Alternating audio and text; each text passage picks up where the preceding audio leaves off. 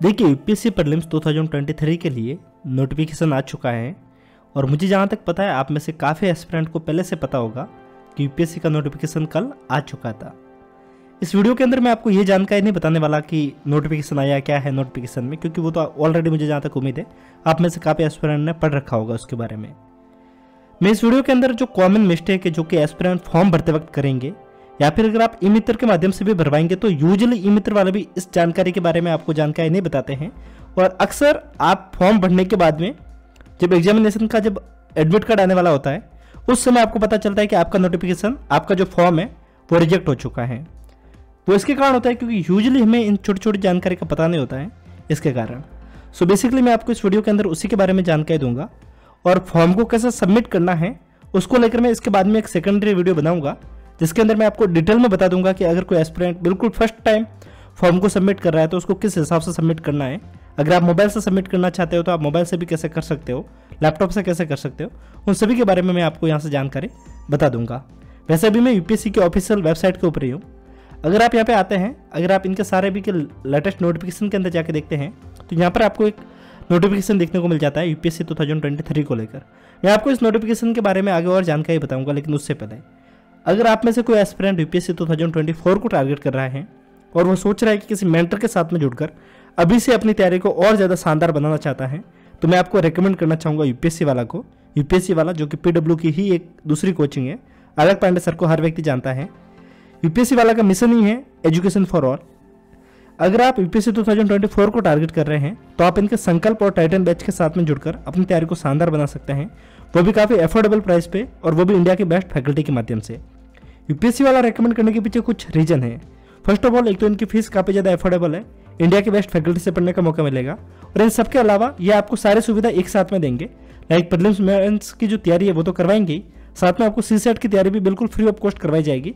इन सबके अलावा आपको टेस्ट, एमसीक्यू, इसके साथ में आपको पीपीटी और मेंस के आंसर राइटिंग की प्रैक्टिस, ऑलमोस्ट जो भी बेसिक नीड होती हैं वो सारी आपको यहाँ से कंप्लीट करवाई जाएगी। सो अगर आप एक बार तैयारी करना चाहते हैं एक सीरियस मोड में होके तो आप इस प्लेटफॉर्म के माध्यम से कर सकते हैं। अगर आप मेरा कोड एस्पिरेंट 10 यूज़ करेंगे तो आपको इनकी जो फीस है वैसे तो काफ़ी ज़्यादा अफोर्डेबल है, 9,999 रुपीज़ है। इसके अंदर भी अगर आप मेरा कोड यूज़ करते हैं तो आपको 500 रुपये का डिस्काउंट मेरी तरफ से देखने को मिल जाएगा।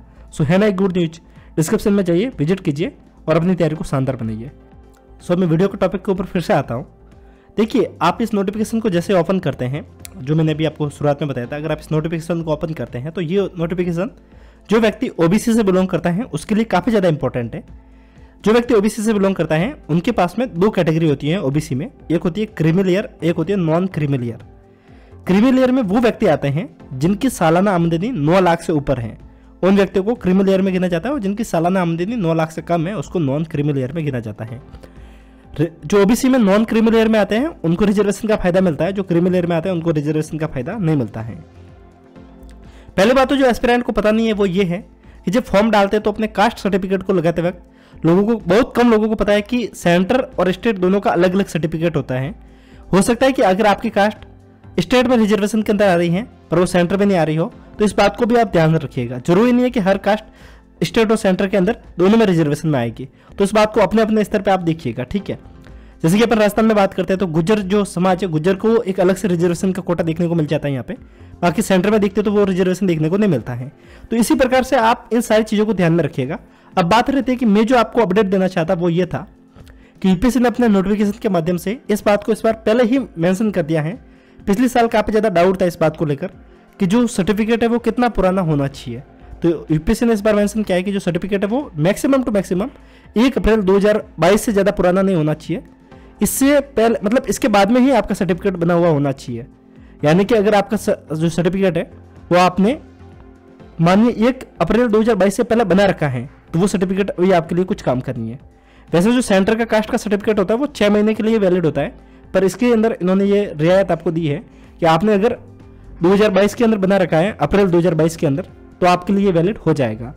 ये जानकारी उन एस्पिरेंट के लिए, क्योंकि पिछली बार काफ़ी लोगों ने फॉर्म भरा था और पिछली बार एक चीज़ आई थी कि आप एक बार फॉर्म भरेंगे और आपके हर साल अपडेट होता जाएगा, आपको ज़्यादा कुछ अपडेट करने की नीड नहीं रहेगी।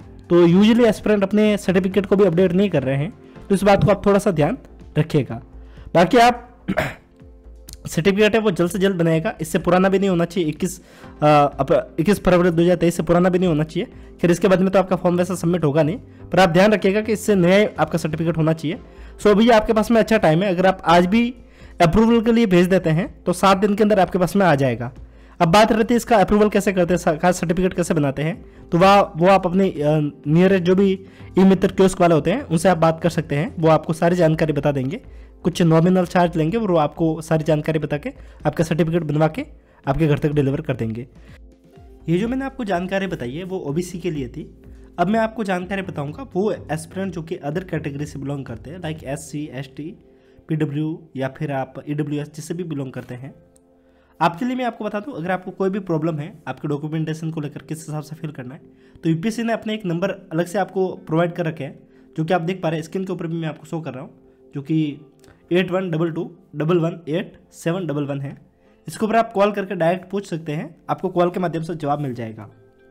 इसके साथ में एक जो डाउट एस्पिरेंट का काफ़ी ज़्यादा था कि सपोज कल ही फॉर्म आया था, काफ़ी लोगों ने जल्दबाजी में कल ही फॉर्म सबमिट कर दिया होगा, काफ़ी लोगों ने अपना सर्टिफिकेट गलत डाल दिया होगा। अब वो फिर से क्या कर सकते हैं, उसको कैसे चेंज कर सकते हैं दोस्तों, इसका सीधा सा प्रावधान है, आपको कुछ नहीं करना है, फिर से नया फॉर्म डालना है आपको। बस जो पुराना फॉर्म होगा वो ऑटोमेटिक कैंसिल हो जाएगा। जैसे आपने न्यू आधार कार्ड, जैसे आपने अपना न्यू फॉर्म डालेंगे तो सेम आधार कार्ड से नंबर होंगे, तो जो सबसे लेटेस्ट होता है उसी को माना जाता है, पुराने वाले को ऑटोमेटिक डिसमिस कर दिया जाता है। तो इस बात को आप ध्यान रखिएगा, अगर आपने गलती से पहले फॉर्म सबमिट कर दिया है तो इस बात को आप ध्यान रखिएगा। बाकी आप वन टाइम रजिस्ट्रेशन क्या है, किस हिसाब से इसको फॉर्म को सबमिट करना है, किन किन बातों को और ध्यान रखना है फॉर्म को सबमिट करते वक्त, और डॉक्यूमेंटेशन किन किन की रिक्वायरमेंट रहेगी, फोटो की साइज़ को कैसे अपडेट करना है, फोटो को किस हिसाब से सेट करना है, उसको लेकर मैं अभी एक रिसेंटली वीडियो बना दूंगा जिसके अंदर कंप्लीट फॉर्म को कैसे सबमिट करना है उसको लेकर जानकारी दे दूंगा। इसके अंदर मुझे सिर्फ वो जानकारी बतानी थी जो एस्पिरेंट बिल साथ साथ में मिस्टेक करते जाते हैं उसके बारे में। सबसे बड़ी मिस्टेक सर्टिफिकेट को लेकर होती है, कास्ट सर्टिफिकेट को लेकर सबसे बड़ा डाउट रहता है, और एक फोटोज में रहता है। अपना फोटो जिस समय डालते हैं उस समय फोटो में कई बार वो ब्लर फोटो डाल देते हैं, या फिर फोटो के लिए इन्होंने ऑलरेडी आपको गाइडलाइन दे रखी है, उसको फॉलो नहीं करते तो आपका फॉर्म रिजेक्ट हो जाता है। तो इस बात को आप ध्यान रखिएगा। मैंने आपको वैसे बता दिया PW और इनके लिए क्या क्राइटेरिया है उसके बारे में मैंने आपको बता दिया।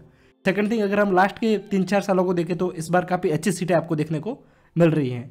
तो इस बात को आप ध्यान रखिएगा, आपके पास में एक अच्छा मौका है। इस बात को आप ढंग से, अगर इस मौके का फ़ायदा उठाना चाहते हैं तो आप ढंग से पढ़ेंगे और प्रॉब्लम्स को निकालेंगे तो आपका ये एग्जाम अच्छे तरीके से निकलेगा। बाकी आप ऐसे ही अपडेट के लिए टेलीग्राम को ज्वाइन कर सकते हैं। यूपीएससी के फॉर्म को कैसे सबमिट करना है इसको लेकर मैं अभी एक डिटेल में वीडियो बनाऊंगा। आपके जो भी डाउट है आप कमेंट सेक्शन के माध्यम से मुझे पूछ सकते हैं, और मैं जो वो वीडियो बनाऊंगा उसके अंदर आपके जितने भी डाउट है उसको एक साथ में सॉल्व करते जाऊंगा, ताकि किसी भी एस्पिरेंट को कोई डाउट है तो आप उसके माध्यम से सॉल्व कर पाएंगे। सो मिलते हैं जल्दी, इवनिंग तक मैं वीडियो बनाने की कोशिश करूँगा। तो तब तक के लिए हंसते रहिए, मुस्कुराते रहिए, साथ साथ में पढ़ते भी रहिए। अधिक अपडेट के लिए डिस्क्रिप्शन को विजिट कीजिएगा, जहाँ पे आपको हमारे इंस्टाग्राम अकाउंट की लिंक मिल जाएगी। आप डायरेक्ट हमसे वहाँ पे भी कांटेक्ट कर सकते हैं। कास्ट सर्टिफिकेट को कैसे बनाना है आप नियरेस्ट ई मित्र पर जाके भी पूछ सकते हैं। सो मिलते हैं, तब तक के लिए जय हिंद।